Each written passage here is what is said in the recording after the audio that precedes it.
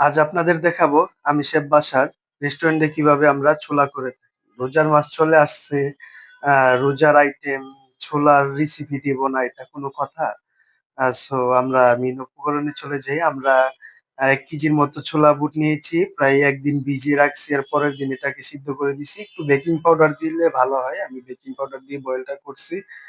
Baking powder boil করার পর এটাকে ভালোভাবে ওয়াশ করলে একদম পরিষ্কার হয়ে যায়। তারপরে আমি ফার্স্টে অল্প একটু সয়াবিন তেল দিয়েছি। সয়াবিন তেলে পিঁয়াজ, এলাচ, দারচিনি, তেজপাতা একলগে দিয়ে ব্রাউন কালার যখন চলে আসবে, তখন আমি একটু আদা রসুন পেস্ট দিয়ে দিয়েছি। তারপর অল্প একটু পানি দিয়েছি। এখানে দিয়ে দিব হলুদের গুঁড়া, মরিচের গুঁড়ার পরিমাণটা একটু বেশি রাখবো আমরা এটা কালারফুল হওয়ার জন্য। তারপর ধনিয়ার গুঁড়া, জিরার গুঁড়া অ্যান্ড গরম মসলার ফাঁকি। এই ৩ টা আইটেম আমি একসাথে দিয়ে দিয়েছি।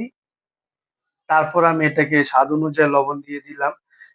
মসলাটাকে আমরা খুব ভালোভাবে কষিয়ে নিব। কষানোর পর এটাতে আমার যে ছোলাটা বয়েল করা ছিল সেই ছোলাটা দিয়ে দিলাম। আর আমি এখানে আলুটা দিয়ে দিয়েছি। আপনারা চাইলে ছোলা দেওয়ার আগে আলুটা দিয়ে অল্প একটু ভুনা করে নিতে পারেন। নিয়ে তারপর ছোলা দিয়ে এভাবে একটু পানি দিয়ে জাল দিবেন। জাল দেওয়ার নামানোর কিছুক্ষণ আগে আবার আরেকটু বেরেস্তা, তারপর হচ্ছে জিরার গুঁড়া দিয়ে ধনিয়া পাতা, কাঁচামরিচ যা আছে এগুলা দিয়ে পানিটা শুকিয়ে নিবেন। এভাবে হয়